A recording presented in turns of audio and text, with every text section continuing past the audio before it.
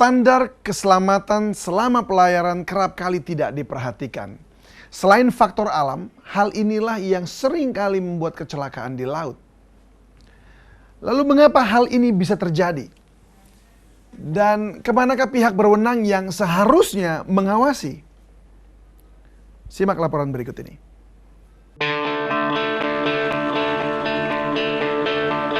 Penelusuran kami berlanjut.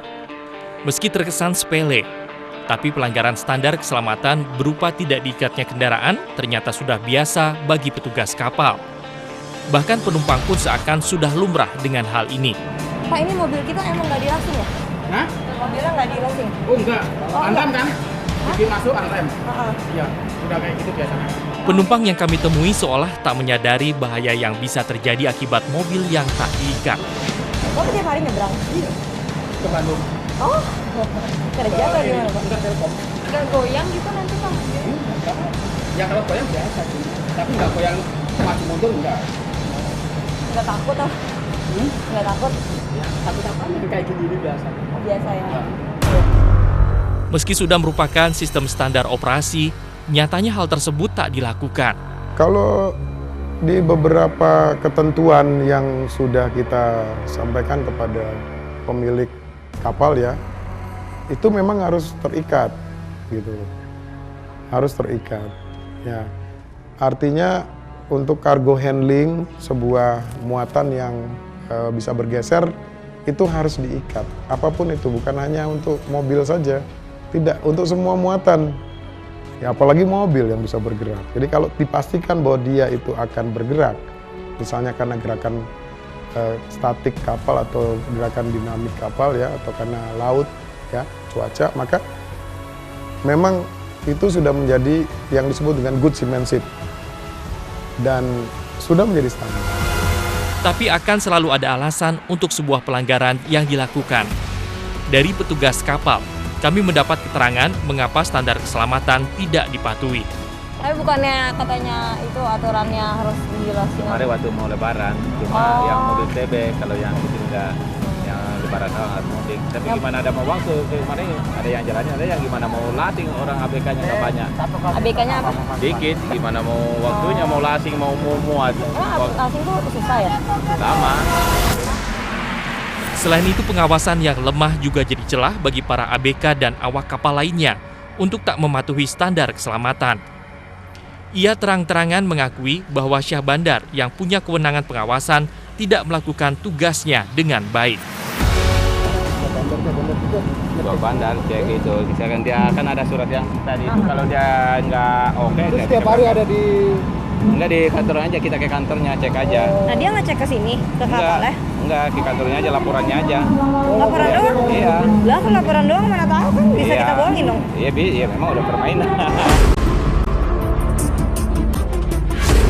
Ironis, keselamatan dan nyawa manusia penumpang kapal jadi sebuah permainan. Tapi tak hanya itu, kami pun kembali mendapat informasi mengejutkan dari ABK ini. Tapi Syah Bandar pernah kemarin? Enggak. Nggak pernah? Selama 2 tahun kerja di sini belum pernah. Enggak, cuma laporan aja kita ke sana. Kitanya justru yang ke sana ya? Iya, laporannya doang. jemput bola dia. Iya. Kan kalau dia ke sini bisa jadi dia menertibkan apa gitu. Iya, lebih jarang. Sama aja orang OPP-nya terhubungan jarang. Paling dia aja dari jauh, dari depan udah.